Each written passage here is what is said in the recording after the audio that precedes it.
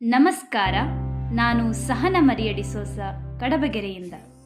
ಇಂದು Mount Carmel ಮಾತೆಯ ಅಥವಾ ಏಸುವಿನ ತಾಯಿ ಮೇರಿ ಮಾತೆಯ ಪವಿತ್ರ ದಿನವಾಗಿ ಆಚರಿಸುತ್ತಿದ್ದೇವೆ. ಹಳೆಯ ಒಡಂಬಡಿಕೆಯ ಕಾಲದಿಂದಲೂ ಕಾರ್ಮೆಲ್ ಪರ್ವತ ಶ್ರೇಣಿಗಳಲ್ಲಿ ಪಿತದೇವರ ಧ್ಯಾನ ಮಾಡಿ ಏಕಾಂತ ಜೀವನದ ಮೂಲಕ ಆತ್ಮಸಿದ್ಧಿ ಗಳಿಸಿದ ಪ್ರವಾದಿ ಏಲಿಯನ ಪ್ರಾರ್ಥನಾ ಜೀವನವೇ ಇದಕ್ಕೆ ತಳಹದಿಯಾಗಿದೆ.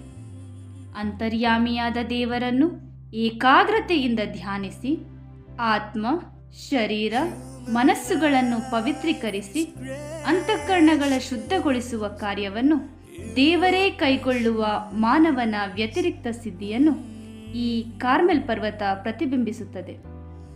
ಪರಿಶುದ್ಧ ದೇವಮಾತೆಯು ಸಕಾಲದಲ್ಲಿ ಉಂಟಾದ ಬರಗಾಲ ಪರಿಹರಿಸಲು ಪ್ರವಾದಿ ಏಲಿಯಾನ ಪ್ರಾರ್ಥನೆಯಿಂದ ಅಂಗೈ ಅಗಲದ ಸಮುದ್ರ ತಾರೆಯ ರೂಪದಲ್ಲಿ ಪ್ರತ್ಯಕ್ಷವಾಗಿ ಮಳೆಯ ಮಹೋತ್ಸವವನ್ನು ಬರಮಾಡೋದೇ ಈ ಪ್ರಾರ್ಥನೆಯ ಸತ್ಫಲ. ಕಾರ್ಮೆಲ್ ಎಂದರೆ ಬದುಕಿನ ಹಾದು ಹೋಗುವಿಕೆಯಲ್ಲಿ ನಮ್ಮದೇ ಬಲಹೀನತೆಗಳ ಮೇಲೆ, ಪಾಪ ದೋಷಗಳ ಮೇಲೆ ನಮ್ಮ ವಿಜಯವಾಗಿದೆ.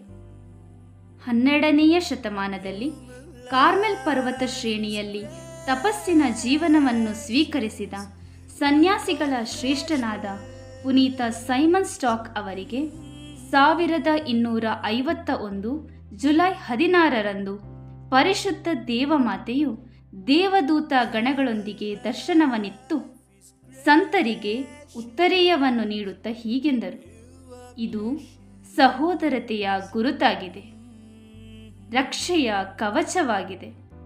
ಇದನ್ನು ವಿಶ್ವಾಸದಿಂದ ಧರಿಸಿ ಮರಣ ಹೊಂದುವರು ನರಕಾಗ್ನಿಗೆ ಗುರಿಪಡುವುದಿಲ್ಲ. ಯೇಸುವಿನ ತಾಯಿ ಮಾತೆ ಮರಿಯಮ್ಮನವರ ಮಾನವ ಕುಲದ ಮೇಲಿನ ಪ್ರೀತಿ ಗೋಲ್ಗೊತ್ತ ಹಾದಿಯಲ್ಲಿ ತನ್ನ ಪ್ರೀತಿಯ ಪುತ್ರನೊಂದಿಗಿನ ಸಂಪರ್ಕದಲ್ಲಿ ವ್ಯಕ್ತವಾಗುವುದು. ತನ್ನ ಪುತ್ರನ ನೋವನ್ನು ತನ್ನ ನೋವನ್ನಾಗಿಸಿಕೊಂಡು ಗೋಲ್ಗೊತ್ತ ಹಾದಿಯು ಮಾನವ ಕುಲಕ್ಕೆ ನಿತ್ಯ ಜೀವನದ ಮಹಾಬಾಗಿಲು ಎಂದು ಘೋಷಿಸುತ್ತಾ ಮುಂದೆ ಸಾಗಿದರು. ನಾವು ಹಾಗೆ ಮತ್ತೊಬ್ಬರ ಬೇನೆಯಲ್ಲಿ ಸಕಾರಾತ್ಮಕವಾಗಿ ಬೆಂಬಲಿಸೋಣ. ಭರವಸೆಯ ಹಾದಿಯನ್ನು ಅವರಿಗೆ ತೋರೋಣ. ನಮ್ಮನ್ನು ಯಾರೂ ಅರ್ಥ ಮಾಡಿಕೊಳ್ಳದಿದ್ದರೂ ನಮ್ಮನ್ನು ಸೃಷ್ಟಿಸಿದವನು, ರಕ್ಷಣೆ ನೀಡಿದಾತನು ನಮ್ಮನ್ನು ತೊರೆದು ಬಿಡುವುದಿಲ್ಲ ಎಂದು ನಂಬೋಣ. ಪವಿತ್ರ ಕಾರ್ಮೆಲ್ ಮಾತೆಯು ನಮ್ಮೆಲ್ಲರಿಗೂ ದಾರಿ ತೋರಲಿ ಎಂದು ಪ್ರಾರ್ಥಿಸುತ್ತಾ ಹಬ್ಬದ ಶುಭಾಶಯಗಳನ್ನು ಕೋರುತ್ತೇನೆ. ಧನ್ಯವಾದಗಳು.